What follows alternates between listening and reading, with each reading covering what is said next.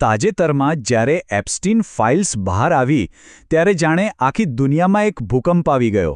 ચાલો આજે આ જ સનસનાટી ભર્યા કૌભાંડની દરેક પરત ખોલીએ. આ ફાઇલોમાંથી એક પછી એક એવા નામ સામે આવવા લાગ્યા જેની કોઈએ કલ્પના પણ નહોતી કરી. એમાં અમેરિકાના પૂર્વ રાષ્ટ્રપતિનું નામ પણ હતું.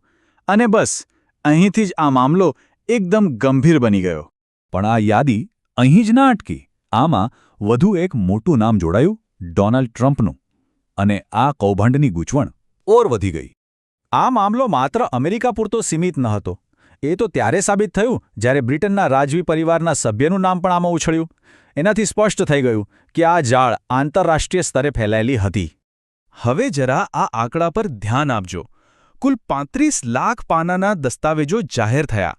આ આંકડો જ બતાવે છે કે આ રહસ્યો કેટલા ઊંડા અને વ્યાપક હતા. તો સૌથી મોટો સવાલ એ જ છે કે આ બધું થયું કેવી રીતે? કેવી રીતે એક સામાન્ય માળીનો દીકરો દુનિયાના સૌથી શક્તિશાળી લોકોને પોતાની આંગળીઓ પર નચાવવા લાગ્યો? ચાલો આ રહસ્યમયી કહાણીના તાણાવાણા ઉકેલીએ. કોઈ પણ વાર્તાને સમજવા માટે તેના મૂળમાં જવું પડે છે. તો ચલો આટલા મોટા કૌભાંડના કેન્દ્રમાં રહેલી વ્યક્તિની શરૂઆતથી વાત કરીએ. જેફરી એપ્સ્ટીન પિતા ન્યૂયોર્કમાં એક માળી હતા અને માતા સ્કૂલમાં મદદ કરતા. પણ આ છોકરો ગણિતમાં ગજબનો હોશિયાર હતો.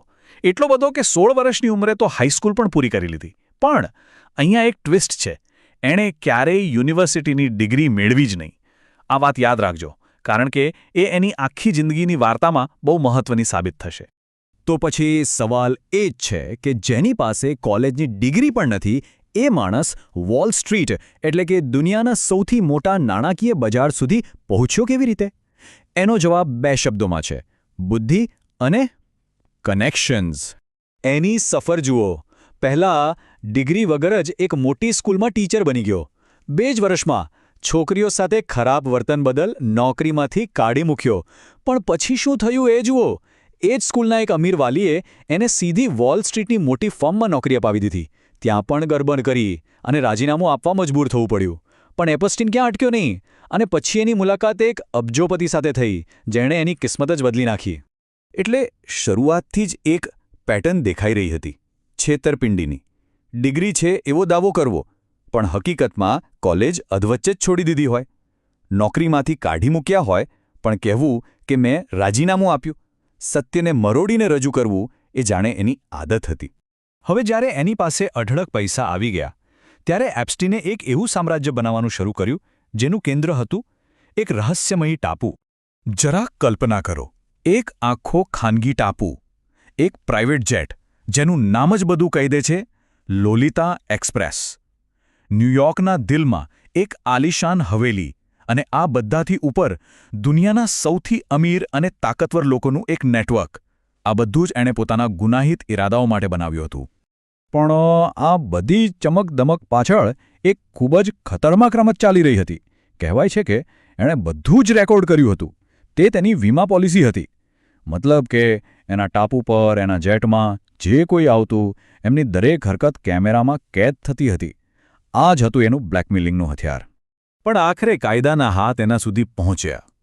પણ જે પરિણામ આવ્યું એ જોઈને આખી દુનિયા ચોંકી ગઈ. જુઓ શું થયું. 2005માં તપાસ શરૂ થઈ, 2006માં ધરપકડ થઈ અને પોલીસ પાસે ઓછામાં ઓછી 35 પીડિતોના પુરાવા હતા. કેસ મજબૂત હતો. પણ પછી 2008માં એપ્સ્ટીનના વકીલોએ પડદા પાછળ એક ગુપ્ત સોદો કરી લીધો અને સજાના નામે શું મળ્યું? ફક્ત 13 મહિના. એ પણ એવી જેલમાં જ્યાંથી એ રોજ કામ કરવા માટે બહાર જઈ શકતો હતો. ન્યાયની સરેઆમ મજાક ઉડાવાઈ હતી. વર્ષો સુધી આ મામલો દબાયેલો રહ્યો. પણ પછી એક પત્રકારે હિંમત બતાવી અને આખો ખેલ પલટી નાખ્યો. એ પત્રકાર હતા જુલી કે બ્રાઉન. નવેમ્બર 2018માં એમની એક લેખ શ્રેણી આવી, પરવર્ઝન ઓફ જસ્ટિસ. એમાં એમણે પેલા ગુપ્ત સોદાનો એક પડદો ઉઠાવ્યો. આ રિપોર્ટિંગ પછી દેશભરમાં એટલો બધો ગુસ્સો ફાટી નીકળ્યો કે અધિકારીઓને ફરીથી કેસ ખોલવા માટે મજબૂર થવું પડ્યું. અને આ વખતે FBI પૂરી તૈયારી સાથે હતી. 6 જુલાઈ 2019ના રોજ એરપોર્ટ પરથી જ એની ધરપકડ કરવામાં આવી. આરોપ હતો સગીરોની સેક્સ ટ્રાફિકિંગનો. અને આ વખતે સીડીથી ભરેલું એક આખું લોકર મળ્યું, જેમાં પીડિતો અને મહેમાનોના નામ સાથે રેકોર્ડિંગ્સ હતા. એટલું જ નહીં, એક નકલી પાસપોર્ટ પણ મળ્યો, મતલબ કે ભાગવાની પૂરી તૈયારી હતી. પણ આ કેસ કોર્ટ સુધી પહોંચે અને બધા રહસ્યો ખુલે એ પહેલાં જ 10 ઓગસ્ટ 2019ના રોજ જેફરી એપ્સ્ટીન પોતાની જેલની કોઠડીમાં મૃત હાલતમાં મળી આવ્યો. સત્તાવાર રીતે કહેવામાં આવ્યું કે એને આત્મહત્યા કરી છે. પણ શું ખરેખર એવું હતું? આ સવાલ આજે પણ પૂછવામાં આવે છે. એપ્સ્ટીન તો જતો રહ્યો, પણ એની પાછળ જે વીમા પોલિસી હતી એ ફાઇલોનું શું થયું? વાર્તા અહીં પૂરી નથી થતી. હવે શરૂ થાય છે અસલી ખેલ. એપ્સ્ટીનના મૃત્યુ પછી આ ફાઇલોને જાહેર કરવાનું દબાણ એટલું વધ્યું કે અમેરિકન કોંગ્રેસને એક ખાસ કાયદો બનાવવો પડ્યો અને 427 વિરુદ્ધ માત્ર એક મતથી એ પસાર પણ થઈ ગયો. આનાથી એ બધા દસ્તાવેજોને જાહેર કરવા ફરજિયાત બની ગયા.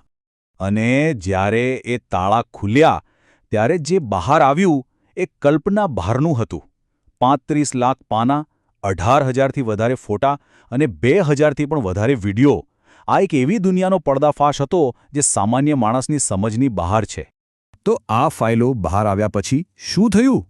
મોટી મોટી હસ્તીઓ પર ગાજ વરસી. બ્રિટનના રાજકારણી પીટર મેન્ડલસનને રાજીનામું આપવું પડ્યું. અમેરિકાના પૂર્વ નાણામંત્રી લેરી સમર્સે અનેક કંપનીઓના બોર્ડમાંથી રાજીનામું આપ્યું. અને સૌથી મોટી સજા મળી એપ્સ્ટીનની જમણી હાથ ગણાતી ઘિસ્લેન મેક્સવેલને, જેને 20 વર્ષની જેલ થઈ. એપ્સ્ટીન તો નથી રહ્યો, પણ આ આખી વાર્તા એક ખૂબ જ ગંભીર સવાલ પાછો છોડી જાય છે. જે સિસ્ટમ, જે સત્તા અને પૈસાના જોરે આવા લોકોને બનાવે છે અને એમને રક્ષણ આપે છે, શું એ સિસ્ટમ આજે પણ એવી જ રીતે કામ કરી રહી છે? આ સવાલનો જવાબ કદાચ આપણે સૌએ સાથે મળીને શોધવો પડશે.